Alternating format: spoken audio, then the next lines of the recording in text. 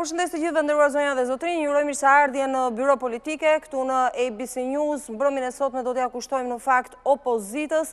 Vendimi për djegjen e mandateve jo vetëm që është marrë, po është konkretizuar tashmë përmes një procesi. Menjëherë pas mbledhjes së Këshillit Kombëtar të Partisë Demokratike ka nisur edhe firmosja e tërheqjes nga mandati e të gjithë deputetëve në mënyrë të hapur njëri pas tjetrit. Vetëm pak minuta më pas i njëjti proces ka nisur edhe në partinë tjetër të madhe të opozitës, Lëvizjen Socialiste për Integrim. Do të kemë një panel për 4 ftuarish, do t'ua prezantoj menjëherë pas insertit.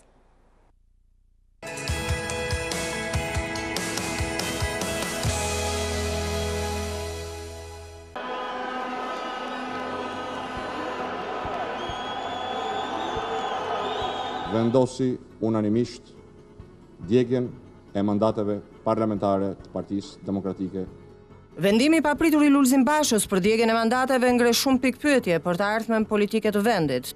Të ardhmen politike të vetë Partisë Demokratike, por edhe mënyrën se si mund të realizohet kjo lëvizje.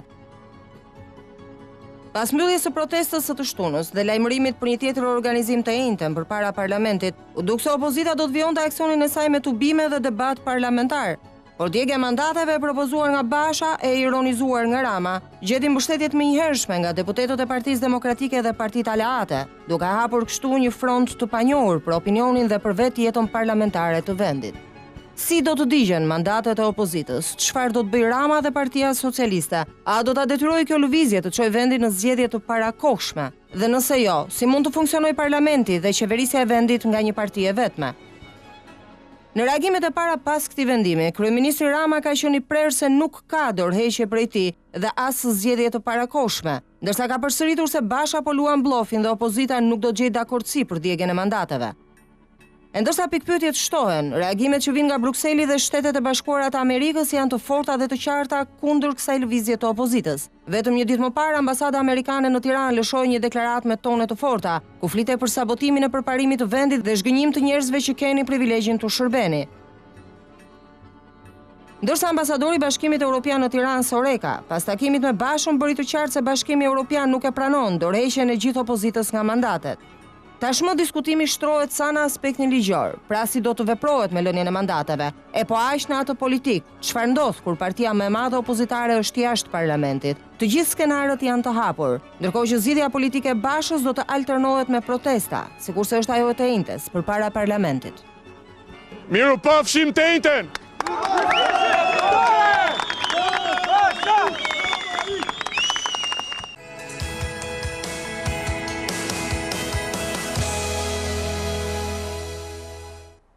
Ndërkohë pasditen e sotme, në orët e vona të pasdites së sotme, menjëherë pas mbledhjes së Këshillit Kombëtar të Partisë Demokratike përpara mediave doli kreu i opozitës Lulzim Basha. E ndjekim edhe deklaratën e tij.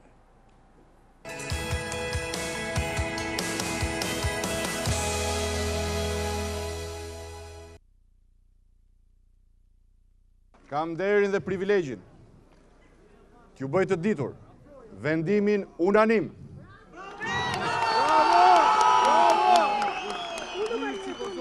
të Këshillit Kombëtar të Partisë Demokratike të Shqipërisë për djegjen e mandateve parlamentare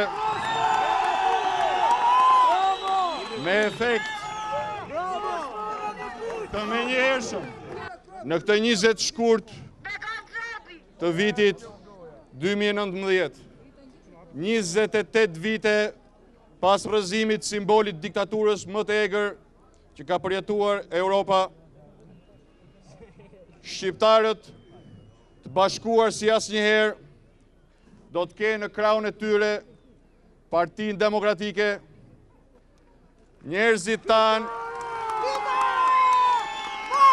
do të jenë në krah të qytetarëve si qytetarë të thjesht për të vendosur që kur më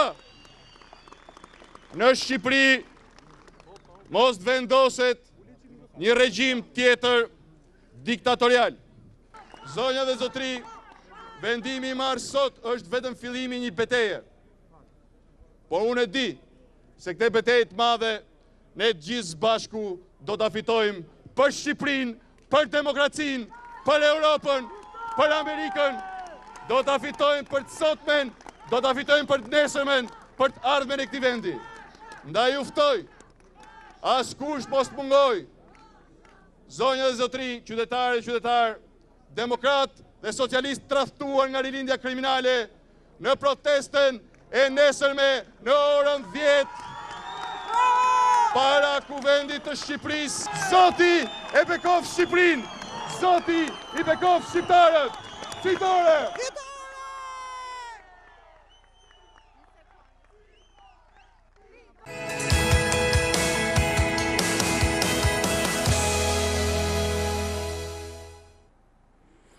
Mirë, pra ka qenë kjo deklarata përpara deputetëve, anëtarëve të Partisë Demokratike dhe simpatizantëve përpara selisë Partisë Demokratike e kreut të kësaj partie zotit Lulzim Basha. Pra, një vendim i marrë tashmë nga ana e opozitës, në mënyrë unanime duhet seksuar, ndërkohë që nesër përgatitjet janë për protest përpara parlamentit. Në këto dy çështje do të fokusohemi, duke nisur me njëherë me prezantimin zonja Klajda Gjosha, deputete e Lëvizjes Socialiste për Integrim, të paktën zyrtarisht deri më tani. Përshëndetje. Mirëmbrëma, faleminderit për ftesën. Ju e firmosët, besoj. E kam firmosur sot. Dorëheqjen. Po. Zoti Enkelejd Alibeaj, deputeti Partisë Demokratike, nikje, gjithashtu edhe... Jo, zyrtarisht jeni akoma, zoti Alibeaj. Ish deputet. E konsideroni veten ish. Por besoj që me aktin e sotëm jam më tepër përfaqësues i njerëzve se sa më parë. Zoti Agron Duka është kryetari Partisë Agraro-Ambientaliste, me i deklarat fort ka dalë zoti Duka, i cili tha që emrat tanë në lista gjithashtu nuk do të pranojnë të zvendsojnë të larguarit. Përshëndetje, zoti Duka. Klevis Balliu, deputeti Partisë Demokratike, ka firmosur gjithashtu Balliu dorëheqjen sot. Përshëndetje. Zbatuam urdhrin e sovranit gjithë bashkë. Urdhrin e sovranit gjithë bashkë. Zoti Alibeaj, me qënë se ju jeni edhe jurist naturisht në profesion, na ishni një dilem, le të themi, se si mund funksionoj pas kësaj gjithë ky proces i nisur dhe duhet ta përcaktojmë dhe ta përsërisim i pangjarë ndonjëherë në historinë politike të Shqipërisë. I pangjarë, po, sigurisht. Dhe për faktin që është, për këtë arsye që ju e thatë, i pangjarë më parë është vërtet një akt historik. Akt historik për momentin, akt historik edhe për të shkuarën, akt historik edhe për të ardhmen, pra i ka të treja dimensionet. Nuk ka ndonjë këshërit madhe aspekti teknik dhe juridik, që ndronë thjesht dhe vetëm në një akt të brendshëm vullneti, ku gjithë secili prej atyre të cilët në një moment caktuar morën investiturën e deputetit, vendosën, siç kemi vendosur ne tashmë, që të lënë mandatin e deputetit. Dhe në fakt, ajo që është e rëndësishme për të diskutuar motivet se përse na shtyn. Jo, do të flasim për motivet. Pa dyshim, por dua të më sqaroni një pikë sepse ka patur lëvizje shumë të madhe, edhe nga Partia Socialiste ditën e sotme me deklarata, me prononcime, me intervista. Ka bërë përshtypje një ide e hedhur, në mos qofsha gabuar nga Denar Biba, që sipas ligjit këto mandate mund t'i marrë Partia Socialiste. Denarit dhe gjithë denarve të tjerë. Kodi zgjedhor përcakton këtë gjë. Nenin 164 të tij. Në pika 2, po më rëndësishme ajo në pikën 4, përcakton këtë gjë. Nga momenti që një deputet, shumë deputet, vendosin të lënë mandatin me vullnetin e tyre të lirë, në vend tyre vinë ata që quhen zëvendësues. Brenda listës së partisë. Ose të koalicionit kur janë koalicion. Rastin ton, Partisë Demokratike, edhe të Partisë Agrare, ne kemi qenë... Po për mandatet që ju keni, ju nuk keni hyrë se koalicionën zgjedhje. Pra nuk ka një koalicion partish, ka vetëm një listë të përbërë nga të gjithë. Dhe ju siç e patë, sot është proceduar me dorëheqjen e të gjithë atyre që e kanë aktualisht, e kishin aktualisht investiturën e deputetit, unë, Klevisi, dhe të gjithë atyre të cilët, sipas ligjit, do duhet të vinin në radhë. Dhe këtu përfundon, kanë firmosur dhe ata që ishin në listë në pritje, le të themi? Po, sepse tashmë jo vetëm ligji, por dhe precedentët të kaluar tashmë, përcaktojnë që edhe ata të cilët e kanë fituar në potencë marrjen e mandatit të deputetit, kanë të drejtën e tyre të lirë të shprehin vullnetin që nuk e duan të marrin këtë lloj të drejtë. Edhe një pyetje, meqense kemi dhe foton, jo, do ta vazhdoni patjetër. Meqense kemi dhe foton për mënyrën se si u aplikua firmosja, pse nuk e bën në mënyrë të fshehtë? Jo, s'ka. Nuk ka mënyrë të fshehtë sepse populli, këtu kalojmë pastaj tek motivet. E para kemi marrë këtë mandat në mënyrë të hapur, më të hapur nuk bëhet, me fushat, me program, me parje në sy përballë të njerëzve, dhe ky është një raport që krijohet, raport individual. Është një raport individual që bëhet nëpërmjet secilit deputet, por edhe forcës politike përkatëse, në mënyrën më transparente të mundshme. Paktën ne kështu kemi shpresuar, këtë duam ne, që edhe procesi zgjedhor të bëhet transparent, përveç se i lirë edhe i barabartë. Dhe ajo që mban fort autoritetin e deputetit, autoritetin e parlamentit pasaj si një tërësi deputetësh, është pikërisht marrëdhënia e drejtë për drejtë që duhet kesh me qytetarët. Që ti përgjigjesh qytetarëve jo vetëm në momentin kur ti merr mandatin e deputetit, po ditën mbasi ke marr mandatin. Çdo ditë që ke mandatin e deputetit, është ai që quhet koncepti i besimit të publikut ndaj të zgjedhurëve të vet. E për këtë arsye edhe dhënia, dorëheqja, lënia, sigurisht që do duhet të jetë një akt në dritën e diellit. Për më tepër, aty që thash në fillim. Të shtunën, dhe jo vetëm shtunën në fakt. Po që nga 2017 kur zgjedhjet u bën, dhe deri të shtunën kur kulmoi me zët fort edhe kumbues tingulli i vullnetit dhe i zemrës dhe i dëshirës edhe, po pse jo edhe i dramës së shqiptarëve, ishte ky parlament nuk funksionon. Ky parlament ju sa që Partia Socialiste nuk i merr dot mandatet tuaja. Jo pra, sepse atë po pavarësisht asaj shprehje si merr partia me hersin më të madh, është vetëm partia me hersin më të madh brenda koalicionit. Ajo ndodh vetëm në rastin, vetëm në hipotezën kur koalicioni ishte përbërë nga disa parti, nuk është ky rasti, ne kemi qenë të gjithë në një koalicion, dhe vetëm në atë rast kur përfundon edhe, po themi, zvendësimi i të fundit kandidat, aty ndërpritet, që do të thotë, këta mund kënë dëshirë për t'i rëmbyer, si që kanë rëmbyer shumë mandate të atë rilindjes, por ligji i shënuar, i shkruar, i rënë dhe logjika kushtetuese është populli na ka dhënë, sovrani publiku na ka dhënë mandate shumë të tepër në fakt se ç'na lan këta sepse i vodhën, dhe është e drejta jonë që ti bindemi të nënshtrohemi vullnetit të publikut. Edhe një pyetje për ta mbyllur me aspektin ligjor, zoti Alibeaj nuk ka parashikim në kushtetut për një rast të tillë. Të tillë. Ka? Nuk ka. Ka? Ka. Atëherë më thoni, a ka lishmëri ose kushtetueshmëri një parlament të funksionojë jo me kapacitetin e plot të mandateve? Jo. Qofshin ato 76, 80, sa bëhen me gjithë të PD-us që kanë ngelur aty? Ka lishmëri e drejta e deputetit për të lënë mandatin e vetë, arsye do t'i diskutojmë si shtat juve, por kushtetuta shqiptare thot, parlamenti shqiptar përbëhet nga 140 deputet.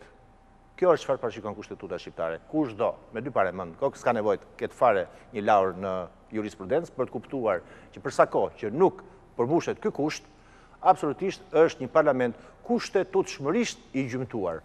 Por te i këti diskutimi të doktrinës kushtetuese, ai që është i rëndësishëm, është analiza dhe arsyetimi politik i gjës.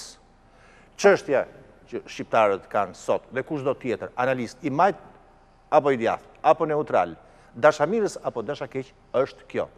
A mund të funksionojë tash e tutje një parlament monokratik, monist, si para 30 vitesh? Kjo është pjesa politike, po e pyesja për çështjen. Sepse kushtetuta, në fakt, kushtetuta, përveç se është një ligji më i lartë, ngrihet gjithmonë mbi një arsyetim politik. Është akti i cili rregullon atë që quhet fush apo terren politik. Dhe sa herë që lexohet, sa herë që analizohet, sa herë që interpretohet pikërisht pra përjashtohet çdo lloj hapësire ligjore apo kushtetuese që kryeministri Edi Rama të plotësoj vendet në sallën e kuvendit të Shqipërisë? Kushtetutshmërisht 1, politikisht 2, dhe në mënyrë racionale 3, nuk e bën dot. I çmendur dhe i dezekuilibruar, siç është, mund të bëjë çfarë do lloj, e vetmja gjë që ngeli diktatorëve në fund e dikush është bëhen qesharak. Zonja Gjosha, të njëjtin akt ndërmori Lëvizja Socialiste për Integrim, Monika Kryemadi ka qenë firmtarja e parë e dorëheqjes, do kemi, besoj, e kemi edhe deklaratën e zonjës Kryemadi, do a kemi me njëherë në ekran. Po. Ka qenë një akt i jashtëzakonshëm i opozitës, është hera e parë që një akt i tillë ndodh në Shqipëri, ku politika ngrihet përtej interesave personal të çdo deputeti apo edhe interesave partjak, dhe del përtej kësaj për t'ju bashkuar qytetarëve. E njëjta gjë ka ndodhur edhe në Lëvizjen Socialiste për Integrim, ku të gjithë deputetët që janë pjesë e listës sot, pra pjesë e Kuvendit të Shqipërisë, përveç zotit Lefter Koka, tashmë është e ditur për të gjithë, ne kemi qenë të gjithë në unanimitet për ta votuar këtë nisëm dhe kemi zotin Koka? Në dijenin time unë jo, personalisht jo, pastaj mund të ketë pasur, patjetër, por nga ana ime jo, është e drejta e tij të zgjedhë, sepse çdo deputet ka mandatin e tij, pavarësisht se ne kemi një sistem ku të gjithë votohemi në siglën e Lëvizjes Socialiste për Integrim. Kjo e përjashton zotin Koka nga lësia? Tashmë ai është vetë... Se ka deklaruar që kush nuk firmos është tradhtar. Është vetë përjashtuar tashmë, kështu që është në të drejtën e tij, ne ju urojmë suksese dhe kushdo që mendon se mund vihet përpall qytetarëve, nuk besoj se do ta ketë shumë të thjeshtë. Kështu që në këtë këndvështrim mund them që ky ka qenë një nga aktet më madhështore që ka bërë ndonjëherë opozita në këtë vend. Në emër të zgjedhjeve të lira dhe të ndershme, të munguara prej shumë vitesh, por këtë herë me një fenomen të ri në emër të largimit të krimit nga politika, pra ndarjes njëre për gjithmonë. Dhe unë besoj që akt më të madh se ky, opozita nuk mund të ndërmerte. Pse e them këtë? Unë kam qenë një nga ato deputete brenda LSI-s, ku si gjithmonë me shumë konstruktivitet mundohem të analizoj çdo akt që ne ndërmarrim edhe si deputet, në kuadër edhe të përgjegjshmërisë që ne kemi kundrejt qytetarëve dhe kam drejtuar shumë pyetje, por t'ju them të vërtetën, kam firmosur sot me bindjen më të madhe. E dini pse? Dua t'ju jap disa arsye. E para sepse kur ti merr detyrën e deputetit në institucionin e kuvendit, ti ke disa mjete ligjore, të cilat do duhet t'i përdorësh për të ushtruar funksionin tënd. Është e drejta e votës, që sot opozita e ka të pavlerë votën, sepse është përballë një mazhorance që ndodhet aty totalisht në ilegitimitetin e saj, dhe këtë e kemi të vërtetuar edhe nga zëri i Amerikës, nga të gjitha përgjimet që janë përgjime zyrtare të prokurorisë shqiptare. Dhe besoj që më shumë se kaq nuk mund të ketë për të thënë qeverisë sot që nuk ke legjitime në vendin tënd. Ndaj dhe vota ime sot është e pavlerë. Cili është mjeti i dytë? Mjeti i dytë është të përdorësh komisionet dhe interpelancat.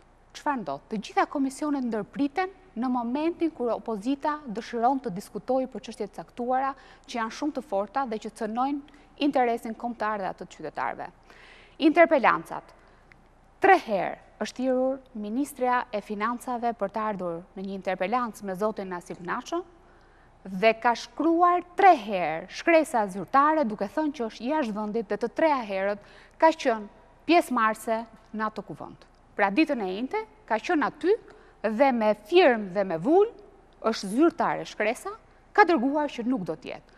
Pra edhe ky mjet mua më hiqet, sepse ministrat nuk pranojnë t'i përgjigjen Parlamentit të Shqipërisë, që është detyrë kushtetuese e çdo antari qeveritar, cili po i lë të gjitha mjetet e tjera, propozimet, amendamentet, sepse askush nuk i merr më parasysh, janë bërë aty dosjet pal dhe nuk i diskuton më asnjë nga komisionet, dhe vim tek akti i fundit, cili është, nëse unë dua të bëj opozitë normale, atëre, nëse mendoj se një ligj është antikushtetues, unë duhet i drejtohem gjykatës kushtetuese. Mua ky mjet sot më është hequr. Nuk e kam.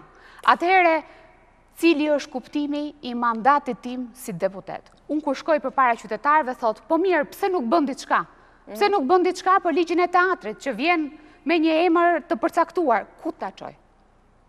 Atëherë çfarë duhet bëj? Duhet të kthehem në një kamikaze politike? Kjo nuk është e drejtë dhe nuk është normale në një vend që duhet jetë demokratik në fakt. Ndaj dhe sot kam firmosur Jo me kënaqësinë më të madhe, po me përgjegjshmërinë më të madhe përballë qytetarëve ju parë se shqiptar. erdhët sikur kishit fituar zgjedhjet gjithë në studio. Është më shumë se sa fituar zgjedhjet në fakt. Zoti Duka, ishte rast i mirë për ju në fakt. Po, se mund të hyshin në parlament. Jo, u vut në dyshim, prandaj u bëj, prandaj u them. Absolutisht. Në opinion u vut dhe në dyshim që Agron Duka mund të përfitojë nga kjo. Njerëzit atë punë kanë. Problemi është që nuk e di se si mund të vjen dyshim, sepse që dyshosh ke një njeri duhet të njohësh backgroundin e tij. Unë pavarësisht se nuk kam qenë shumë i gjëndrueshëm ideologjikisht, për shembull majtas apo djatës, por për burrni kam pas me thënë drejtën. Edhe kështu nuk besoj që, domethënë, dyshim ka vënë një smjef. Po, natyrisht mund të njohë gjithë Shqipëria, njohin atë që rrinë afër meje. Kush ishte arsyeja që unë, domethënë, u prononcova direkt mas Bashës. Nuk është se kam pas një konkordancë me Bashën, as një telefonat bile. Ju keni kërkuar një bashkë më të fortë, zoti Duka. Po. Por sa po ai dha, domethënë, deklaratën për djegjen e mandateve, unë mendova që emrat që pasun në listë, cilët ne kemi një 3 direkt dhe një 2 tjerë që më pas, nuk është se për 2 arsye. Nuk ndrojnë gjë në parlament nëse shkojnë, është pavlefshme. Edhe dyta, ne u futëm në listët e PD-s. Si thush, njerëzit na votuan pavarësisht se ne s'ishim PD-s, po kështu erdhi marrëveshja, edhe na votuan për PD-n. Edhe nuk besoj që do ishte e moralshme që ne të votohemi nën sikën e PD-s dhe të shkojmë në parlament, pastaj të bëjmë një opozit falso. Dhe ajo që është më kryesore pastaj është ajo tjetra që unë sapo kam marrë zgjedhjet 2017-s dhe në vazhdimsi gjithkohën, edhe këtu në studio tuaj, kam thënë dhe kam demaskuar pikërisht mënyrën si u bën zgjedhjet, si thush lidhjen apo bile kam thënë shprehimisht lidhjen simbiotike të kësaj maxhorancë me të fortët, cilët pa mundësuan që të bëhen zgjedhje lirë ndeshme.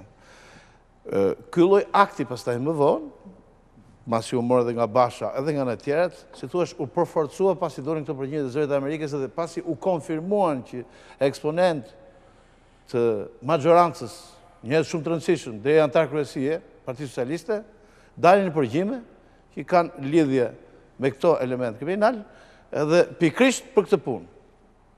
Ne për këtë jam lart, nuk po themi për shembull që këto grupe janë marrë kodion me po themi me rapimento makinash apo me drogë. Kjo s'na intereson, s'po diskutoj këtë temë tjetër. Ama që na doli pikrisht tamam, edhe në qarkun tim që u vërtetuan ato që unë kisha thënë gjithkohën. Thujti mu tash, a ka një moral që ne të menohemi 5 minuta që të vazhdojmë në këtë lloj parlamenti për gjithë arsye që unë ju thash? Unë gjykoj që jo. Edhe prandaj nuk kam qenë i dyzuar në asnjë moment. E s'po komentoj të tjerë që kanë thonë që kanë pas dyshim që mund të jepën mosfim. Megjithatë edhe një pyetje, ju bindi Basha këtë herë? Jo, unë nuk kam qenë për djegje mandatesh, personalisht, as për bojkot, edhe në atë rast kur kam pas takim me Bashën, bashkë me aleatët, unë kam qenë ndër të vetmit, po themi, ose ndër 2-3 veta, që i kam thënë që nuk është kjo rruga, duhet rrugë institucionale, nuk duhet bërë bojkot parlamenti, nuk duhet rëhiqesh nga parlamenti, kur s'kishë shkumene për djegje mandatesh me thonë drejtën, por justifikohen me gjithë të veprime që i thamë ne, sidomos me këtë demaskimin e zgjedhjeve të kohëve të fundit. Do ishte shumë mirë, se tash unë s'mund të gënjej, them që jam shumë i kënaqur që kjo Shqipëria ka një gërç politike të tjerë. Jo, nuk më vjen mirë mua që sot jemi në këtë lloj situate. Pavarësisht u hapën disa vende dhe ne dalim ca burra të mirë sot. Do ishte shumë mirë nëse do kishte një parlament normal, apo jo. Mirë po, që një lëvizje deri diku e deliruar, edhe për arsye të mbledhjes pushtetit në një dorë. Andreoti thotë që, domethënë, diktatura ma e vështirë të urryer është diktatura vetë, sepse ai që formon këtë lloj pushteti, këtë lloj diktature nuk e percepton si diktaturë, se edhe këto që ja rrethojnë, këto gjatë gjithë kohës i bëjnë vetëm elozhe, duket sikur është mirë dhe vazhdojnë bërë vetë batuta, edhe ato batutat e fundit ishin pa krijt fare që një Basha mu do me më taku, po unë s'po e takoje, ku diunë sa tjera që i keni gjuja, që shake fare. Okej, Balliu. Ose që i thot Dashi, si nuk e di, ka një shpreh, kur të pëto Dashej, po. Kujtohën e i thuaj. Zoti Balliu, në fakt djegja mandateve është propozuar nga zoti Berisha shumë më herët, nuk u pranua në atë kohë. Tani janë kushtet, ishin kushtet e pjekura së pari dhe së dyti. Më komento të lutem, nëse ke dëshirë, edhe atë që u përpoq të bënte kryeministri Edi Rama në këto 3 ditë, për të bindur opinionin se ju të gjithë bashkë nuk do gjenit dakordsi.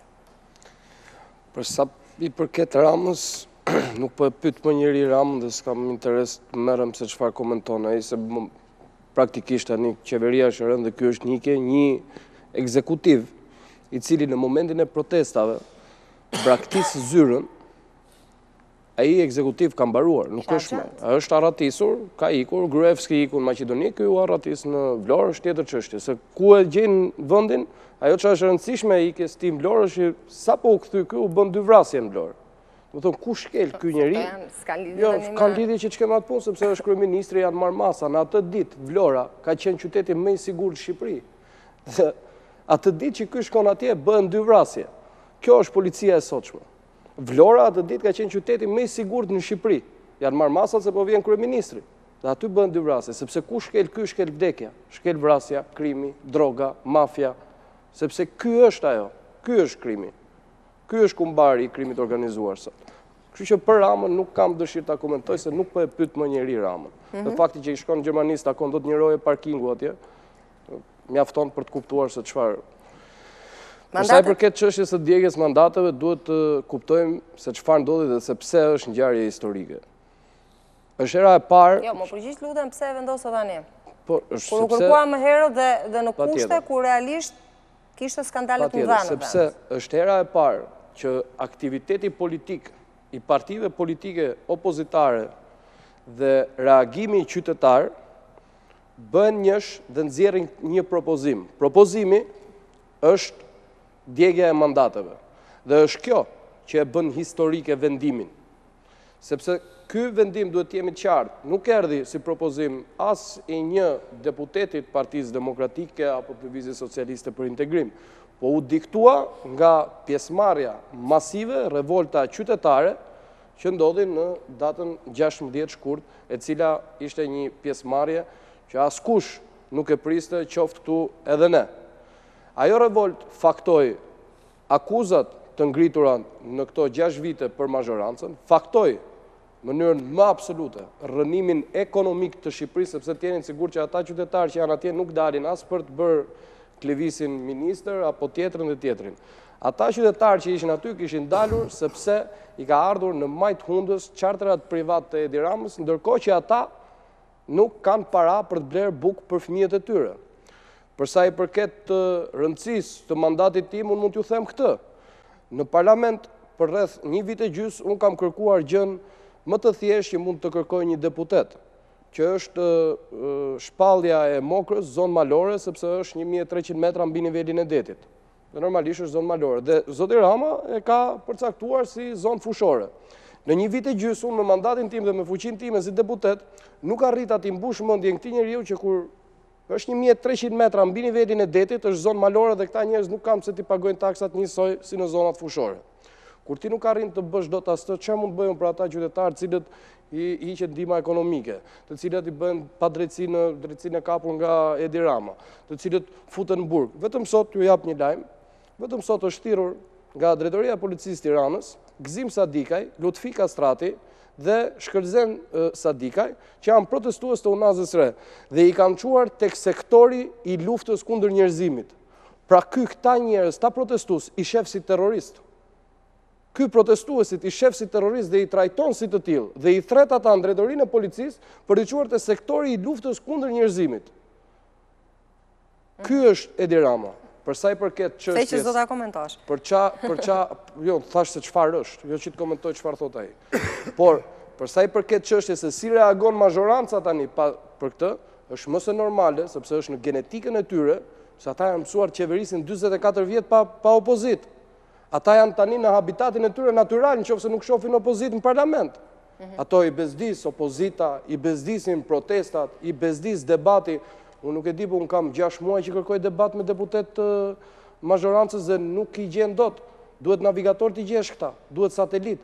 Në asnjë debat televiziv nuk na dalin, në fakt edhe sot këtu unë duhet të debatoj me ata, se Ne gjithë me njëri tjetër e dim se çfarë themi. Edhe ju vetë nuk do pranonit ishit me ata sot, derisa dogjët mandatet, shkuptim kati keni përballë. Po donit parlamenti unë jam në kërkim të deputetëve të mazhorancës të thonë një fjalë, po këta nuk lejohet flasin, sepse duhet flasi vetëm udhëheqësi.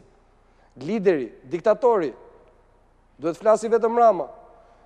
Është edhe për fakt, sepse i ka futur se i ka miq këtu dhe nuk është se ka në një, se tu është nga intelektuale, nuk mund të flasin, nuk din çfarë thonë, nuk din si ta justifikojnë, s'kan argumenta, se çfarë do i thonë. Mos i fusin gjithë në një kallop. Jo, unë i fus të gjithë në një kallop, për sa kohë të gjithë ata ngrenë kartonat dhe bëjnë sigur aty ka parlament, kur të gjithë ata flasin, sigur ne nuk e dim që drejtësia është e kapur, kur të gjithë ata flasin dhe jepnin votat Arta Markusi, do rrinte aty 2 muaj, si pas mazhorancës dhe Edi Ramës dhe ka 2 vjetë kjo zonja aty dhe nuk kemi një të arrestuar nga mazhoranca, për këtë aferën të kunaza 20 milion euro, as një arrestuar aty. Protestues, sa të doni. Dhanë vendim me burg, arrest me burg për një nga protestuesit e datës 16 shkurt, 80 vjeç. Një tjetër invalid. Këta kishin përdorur dhunë. Kurse ky gazi luftarak, helmus, ato shkopat e gomës të policisë të nuk quan këto. Dhunë quhet që ose shtyesh me policin. Po gazi që është për terroristat, se terrorista i quhen, prandaj trajton si terrorista marrin luftarake. Po. Një hapësirë publicitare, kthehemi dhe flasim çfarë do të ndodhë pas kësaj duke nisur që nga protesta e ditës së nesërme.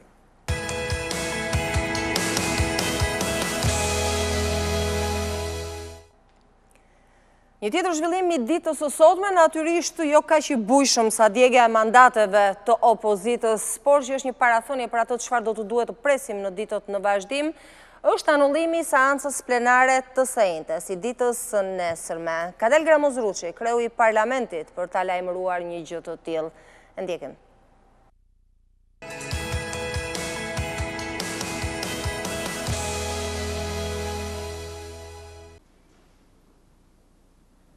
Natyrisht, opozita është sovrane në vendimet e saj dhe është përgjegjëse vetë ajo, para zgjedhësve, para ligjit, për veprimet apo mos veprimet e vetë. Nëse ajo vendos t'i bjerë murit me kokë dhe i merë përsipër të tëra pasojat, me idenë se do të tyroj shumicën të dorëzoj pushtetin tavolinë, apo se do të ndalë reformat e këtij vendi duke filluar nga ajo drejtësi, kjo është ekskluzivitet i saj. Po ashtu është detyra jonë t'i kërkojmë opozitës hapësira kohore reflektimi, t'i krijojmë opozitës, hapësira kohore reflektimi dhe mundësi rikthimi në rrugën e arsyes dhe atë institucionale.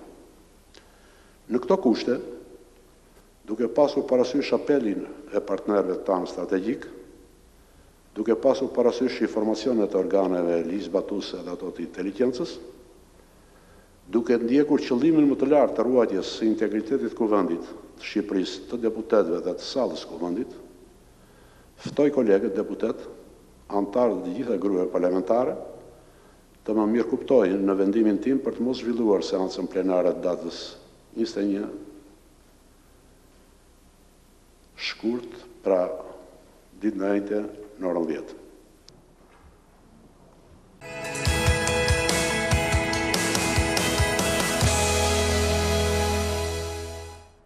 Ka që kjo deklarata përpara mediave, Gramozruçit, kreut të parlamentit, deklarata e cila në fakt u parapri me një njoftim të policisë së shtetit, sipas të cilës kishte informacion për akte dhune për mësymje drejt godinës së parlamentit nga ana e protestuesve të thirrur nga opozita ditën e njëjtë, pra ditën e nesërme. Dhe ky ka qenë argumenti që ka përdorur Gramozruçi për të anulluar seancën plenare të së njëjtës. Zoti Alibeaj, çfarë proteste kishit planifikuar dhe keni planifikuar për nesër, sepse ajo do të mbahet, sikur se tha zoti Basha, pavarësisht se deputetët e mazhorancës dhe kryeministri Rama nuk do të jenë në kuvend? E para ajo është jo protest që kemi organizuar ne, ajo është protest e shqiptarëve. Shikoni se çfarë force të madhe... Por e bën thirrjen zoti Basha, opozita e ka organizuar. Po sigurisht se opozita është në krye. Dhe opozita për këtë arsye bëri edhe aktin e sotëm. Për të bërë njësh me njerëzit. Sepse ajo çfarë është thelbi i demokracisë... tani, domethënë. Si jemi? Jeni lehtësisht arrestueshëm. Jo, ne sot jemi të çliruar nga çfarë do lloj. Pasi të zyrtarizohet. Atëherë, kjo opozitë ka treguar më së shumti se sa një herë që nuk ka kur farë ndjesie as minimale as të brisht të shantazhit që mund të bëj Gramoz Ruçi, ministri i brendshëm, i fundit, i diktaturës. 20 vite pasi ka rënë busti, për ironi të fatit del përsëri Gramoz Ruçi. Në Shqipërinë antarët NATO-s. Në Shqipërinë zoti Alibeaj. Më tepër, shumë më tepër. 30. Çfarë rëndësie ka? Vlen ta përkujtojmë se jemi pikërisht në ato ditë. Kjo e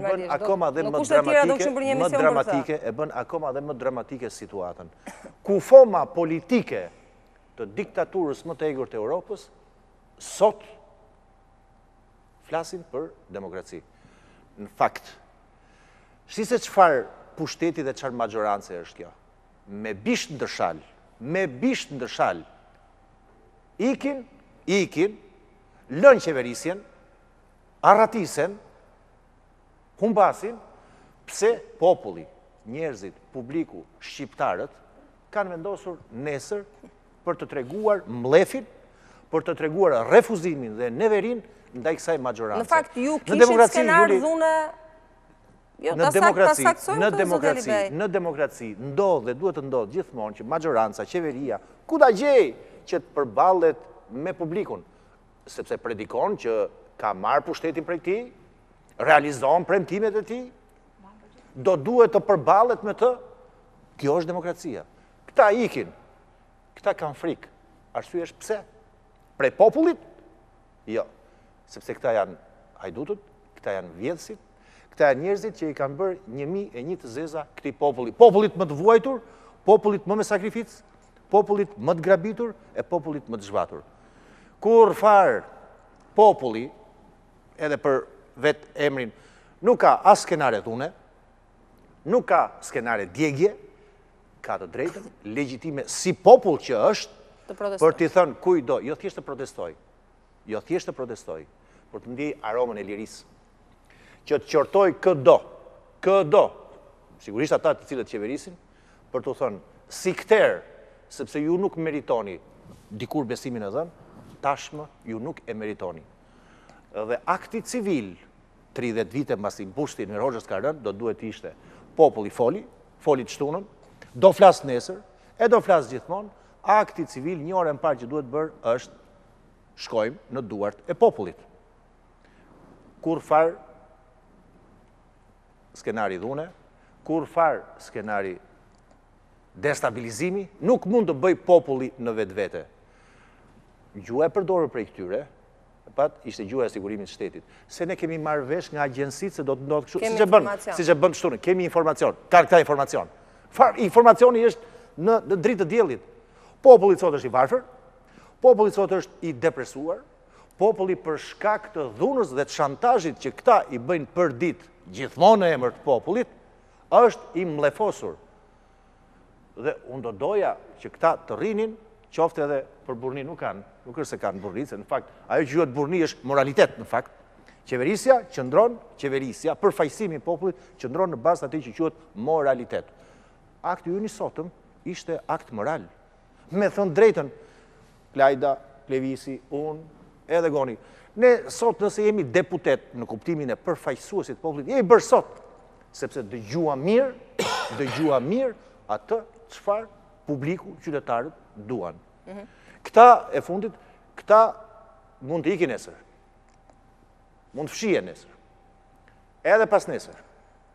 Po kur nuk do t'i shpëtojnë dot atij që është vullnet unik i të gjithë publikut shqiptar, që është në fakt dhe arsyeja sepse ne të katërt jemi këtu, të cilët parti tjetër, kemi ato divergjenca tona programatike, traditën, po arsyeja që jemi bërë bashkë dhe nuk kemi si një blok monolit, jemi bërë bashkë dhe nuk kemi asnjë arsye, kemi emrus për bashkët, do duhet të bëj të mendoj këdo, si ka mundësi, opozita shqiptare, se kjo është një arritje madhe, opozita shqiptare, si kur më parë në këto 30 vite pasi ka rënë bustin e Hoxhës, është kaq monolite, është kaq e kthjellët politikisht, do duhet ketë një arsye të fortë, apo jo? Dhe arsyeja e fortë është pikërisht këtyre lepujve që ikin dhe lën dhe braktisin atë që e quajnë qeverisje.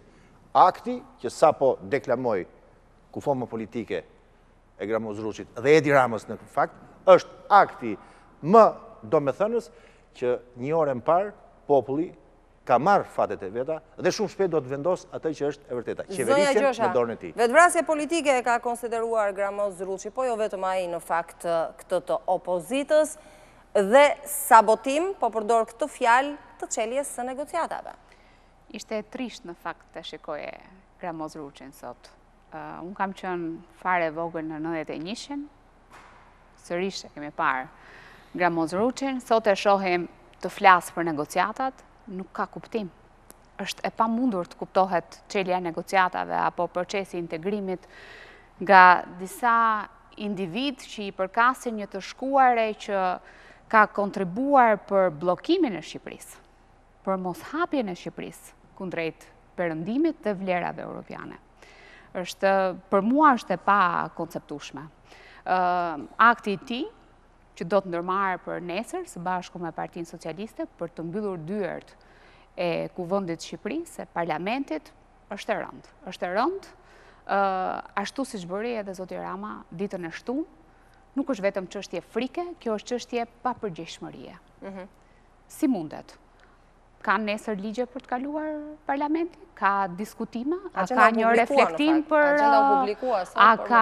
një reflektim për aktualitetin politik, për atë çka po ndodh? Dëgjova që zoti Ruçi kërkoi me këtë akt të linte pak më shumë kohë opozitës për të reflektuar.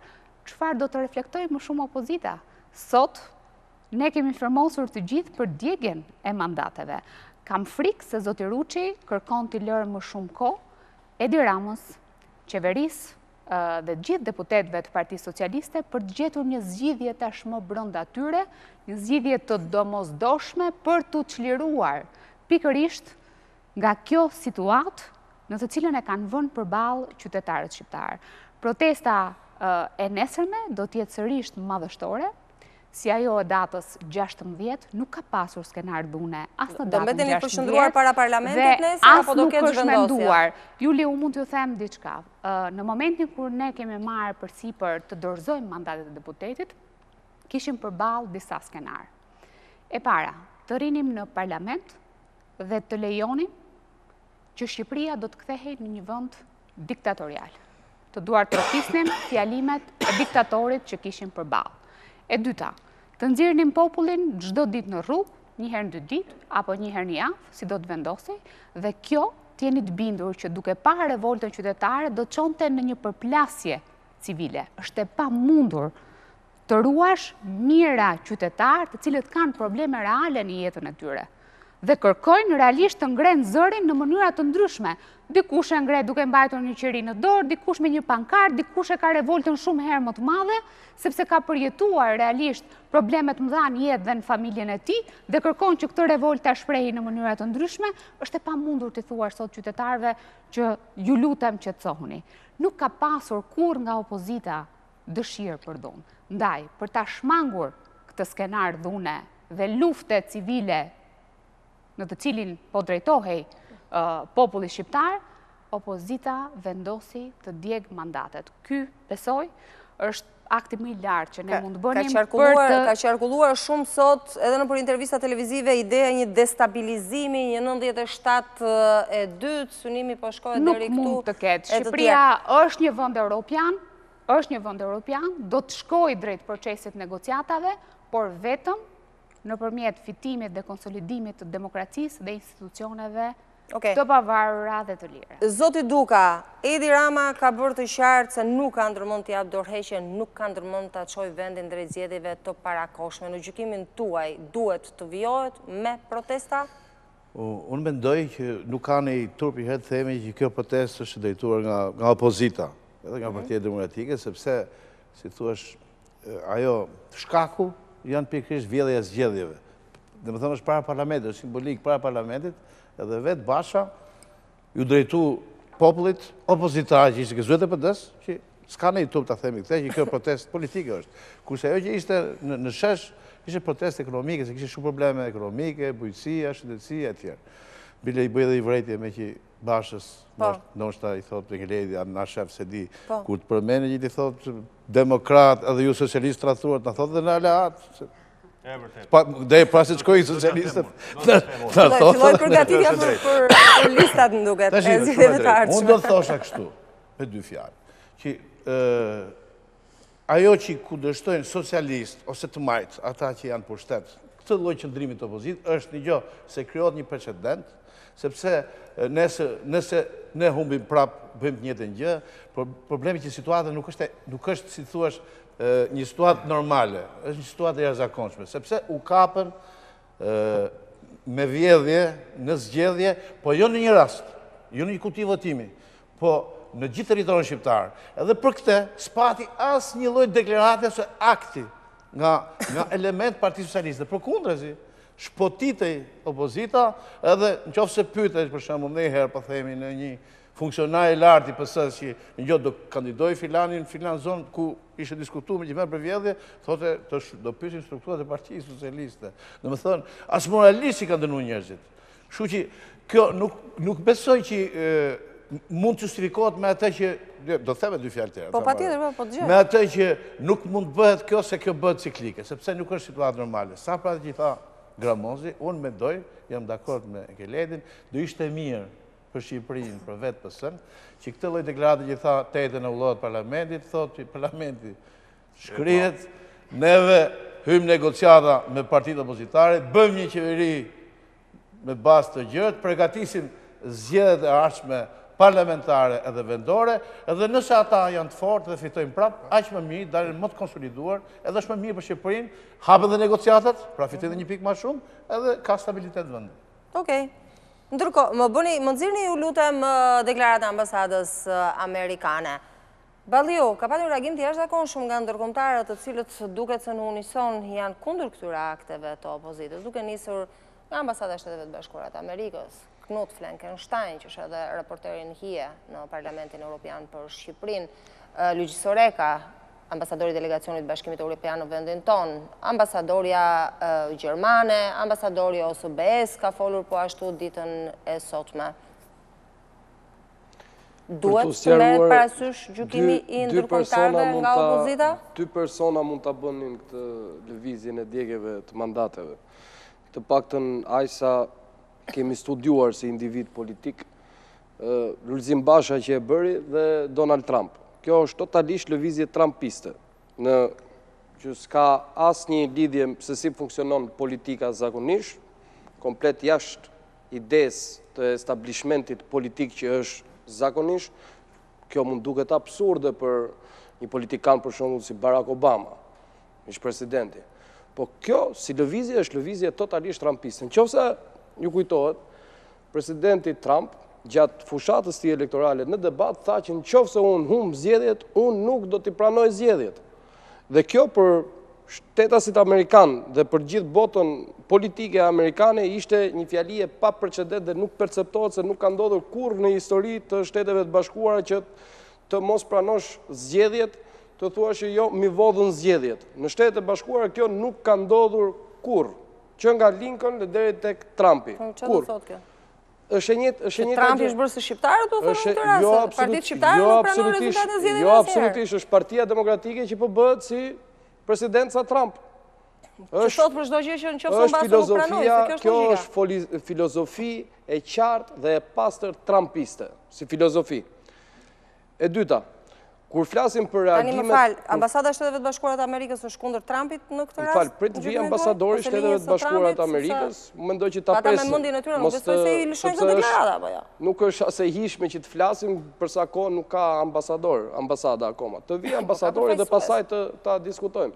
Kurse për sa i përket deklaratave të ndërkombëtarëve, të cilat absolutisht duhen marrë shumë seriozisht, por ne duhet presim dhe deklaratat që duhet bëjnë ndërkombëtarët për ato arsye që pse arritëm në deri këtu, siç është për shembull kanabizimi i vendit. Unë gjova dhe deklaratën e OSBE-dirit, po njëkohësisht ajo deklarat, unë duhet ta vej përpara deklaratës tyre që janë vjedhur 20% e votave. Nëse ti thua janë vjedhur 20% e votave, ti nuk mund ta njohësh si shtet. Aq më tepër ose Edi Rama që ka 200 milion euro, OSBE-ja. Ose që Edi Rama ka 200 milion euro. Domethënë, janë deklarata kontradiktore me njëra tjetrën. Për disa të tjerë, europian të tjerë të cilët as nuk e kishin marrë vesh mirë se çfarë kishte ndodhur në Shqipëri, se flisnin për bojkot kur ne po flasim për djegjen e mandateve, që janë dy gjëra krejt të ndryshme. Pra, është herët për të marrë me këtë çështjen e deklaratave çfarë u tha dhe çfarë s'u tha. Ajo që më intereson mua dhe do të ishte një pyetje me vend është, më fal, a mund të hape negociatave dhe a mund të integrohet Shqipëria në Bashkimin Evropian në një parlament ku është vetëm Edi, Gramozi, Balili, Habila e tjetri? Në qoftë se po, atë ajo është një Europë që unë nuk e njoh. Unë kam studiuar 9 vjet në një vend evropian, po atë Europë unë nuk e njoh. Unë njoh Europën e cila përqafon vlera demokratike si zgjedhjet lira e ndershme. Zgjedhjet lira e ndershme, unë kam mbaruar shkollën, unë bëj fushat me program politik, me kallash me avdyllet, unë nuk do bëj program. Okej. Një pyetje, edhe një gjë tjetër, Se kemi pak minuta prandaj. Po, edhe një gjë të fundit. Për sa i përket protestës nesërme, tani ky ka vënë gjëmbat, ka rrethuar me gjëmbat gjithë parlamentin. 1500 efektiv policie. Me 1500 efektiv policie, po çfarë institucioni është ai që e rrethon me gjëmba, e rrethon ti me 1500 forca policie, ndërkohë protestuesit që kanë protestuar gjatë ditës i çon tek sektori i luftës kundër njerëzimit. Ndërkohë ju jeni pajisur me ato maskat. Po nuk e diun çfarë kanë marrë qytetarët, po media si është bërë thirrje që të pajiset. Unë ju garantoj edhe këtë tjetrën, të paktën nga eksperienca e protestës së unazës që i bënin thirrje këtyre të vinin dhe këta nuk vinin atje. Ky të mçifet sa të doj, se shkon në Vlorë ky, se nesër anullon parlamentin, po do të vi dita që do t'i shohin surrel këta. Në qoftë se ky nuk merr vesh, do vi dita do t'i shohin surrel, siç pa banorët e Astirit. Po janë një numër pak më i madh ata se ato 1500 efektiv, se 1500 efektiv me 500.000, 600.000, se vetëm ato 78 deputetët e PS-s nuk ishin 6.000. Ndajmë individin dhe individin politik. Skati atje një është Edi Rama, unë jam kundër dhe asaj, dosja 339, dosja kjo dole, aty një dosja ka Individi dhe individi politik janë dy gjërat ndryshme, mos Jo, t'i aty është Edi Rama, s'ka partia aty më vjen keq, ata e kopjojnë edhe kur flasin, ata thonë qartë thot ky, lëvizin kur thot ky. Po, pyetja e fundit. Çfarë ndodh pas kësaj? Kjo është pyetja e madhe që pyesin të tërë. Në rast se Rama nuk pranon të bëjë lëvizjen që ju prisni, do të vijohet me protesta deri kursi. Si e keni menduar? Ja ta marrë zoti Duka me që nisi. Këto, më mirë përgjigjen këto. Unë me që i dhash fjallën njën Gjiboni SMS, po deshe në leo. Një nga bërë më shurin pyet, i ke harru se si ka shah Saliu, si pujgjës Saliu. Klani Zemunit. Edhe unë i thash, do t'ja përgjigje. Edhe po i them ati dhe gjithë shqiptarët. Unë s'kam telefonu, asë lullë bashkë kam marrë vendimin tëmë. Jo, më salen që i kam një 4 vjetë se kam taku. Që që këtë vendimin nuk e kam marrë për Sali Berishën, asë për lullë bashkë, për kam marrë për Agron Duka partinë e Gramit. Jo, nuk ka faja i, sepse në fakt gjithë propaganda e ditës ka qenë që këto janë protesta, nuk të binda dhe më thonë me këtë ai gjithash. Por e kam marrë për vete vendimin, për panë, se kam marrë për Saliun. Se si vazhdo rruga politike në ardhmen, këtë nuk e diun. Po ky vendim ka duke drejt për ato 3 arsye që unë thash, edhe ai që më çoi se më sem besoj e kanë gjuhë. Okej, sqaruam edhe këtë. Alibeaj, çfarë ndodh pas kësaj? Si do vazhdoni? Si këtë vendim të sotme që kemi marrë ne, e kemi marrë sigurisht jo për Lulbashën, sigurisht jo për Sali Berishën, ne kemi marrë për shqiptarët, edhe për këtë që i ka çuar SMS-n. Jo, e kishë personale me mu. Jo, edhe pra të njeriu. Ju keni lidhje edhe pra të njeriu. Ma morë argumentin të shi. Am falë. Okej, këtu e mbyll. Pra, ne kemi bërë për njerëzit. Dhe, çfarë ndodh? Se më ka ngelur në mendje ajo që thotë ky, se ne kemi shumicën, se ne kemi kaq karrige. Në fakt me aktin e sotëm, nuk ka kuptuar që ne sot nuk kemi më deputet, po deputet janë shqiptarët. Sot, deputet janë shumica dërmuese e shqiptarëve. Dhe nesër, në ora 10, të gjithë shqiptarët që ndjenë vetën deputet, të lutem. Jo, ne bëm aktin, është akt, dhe këta deputetët shqiptarë që ndjenë realisht sot zot të vetes dhe fatin e kanë në dorë, që e treguan të shtunën, nesër në ora 10, tek parlamenti i shqiptarëve, a ishtë parlamenti i shqiptarëve, a i që tha Klevisi që ka rrethuar me tela me gjemba, është par excellence, godina, organi që është në dorë të shqiptarëve. Jemi republik parlamentare. Parlamenti është i shqiptarëve. Dhe shqiptarët nesër, në ora 10, janë të ftuar për të parë dhe për të prekur me dorë parlamentin e tyre dhe për të qëruar nga i parlament atë uzurpator. E di që nuk do të gjej nesër. Për të prekur me dorë parlamentin e tyre, në shkuptim, do hym parlament. Parlamenti është i shqiptarëve. Kur s'ka qenë joni? Ne jemi të përkohshëm atje si përfaqësues të popullit, kur nuk na lën të bëjmë detyrën siç ne të opozitës menduam dhe besuam dhe për 2 vite afërsisht u përpoqëm siç Klajda i tha, për çdo rast të përcillnim zërin e shqiptarëve dhe ku ky uzurpator frikacak nuk na la, deputetët janë shqiptarët. Marrin fatin e tyre në dorë, nesër në ora 10 tek parlamenti. Ti jap vetëm një fjalë zonjës Gjosha, se është vetëm ja zonjë që kemi këtu, nuk kemi më minuta në fakt, vetëm një pyetje sepse po propagandohet shumë fakti që po nxihet imazhi i Shqipërisë, po nxihet, po shkatrohet imazhi i Shqipërisë në sud ndërkombëtarëve, keni qenë dhe ministra e integrimit, normalisht e dini shumë mirë se si funksionon. Unë besoj që edhe përfillja e imazheve. Ky është momenti ku Shqipëria po tregon nevojën që ka për demokraci dhe për institucione.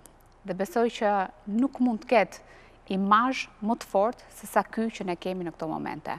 Nëse ne do të shkonim drejt qershorit me rezultatet e qeverisë, t'jeni të bindur që çelja e negociatave do të ishte e pamundur. Unë mund t'ju marr vendet anëtare me radhë për t'ju treguar ju problematikat që ata do t'i ngrenë, por një rast, kemi një kusht i cili është mbi gjithë kushtet e tjera, ka qenë kriter, tashmë është kusht. Janë zgjedhjet e lira dhe të ndershme, të vendosura nga Bundestagu Gjerman. Për sa kohë ne nuk do t'i realizojmë ato, po e deklaroj këtu ke ju sot që do t'jetë e pamundur ta çelim atë derë kur ne duam të shkojmë. Sot topi është në fushën e Edi Ramës, nëse ka menduar që ai vetëm me qeverinë e tij do të dalë përballë qytetarëve, unë po i them që kushdo që ka tentuar ta bëj këtë, ka dali humbur dhe ka pasur një fund shumë të dhimbshëm. Faleminderit që ishin në studio, faleminderit zonja Klajda Gjosha, Klevis Balliu, zotja Agron Duka, Enkelejd Alibeaj. Kjo ishte byroja për sot, ndërkohë që së bashku do të jemi nesër në orën 10 paradita në një transmetim maraton këtu në ABC News për të përcjell gjithçka do të ndodhë në protestën e organizuar nga opozita përpara parlamentit. Mirupafshim.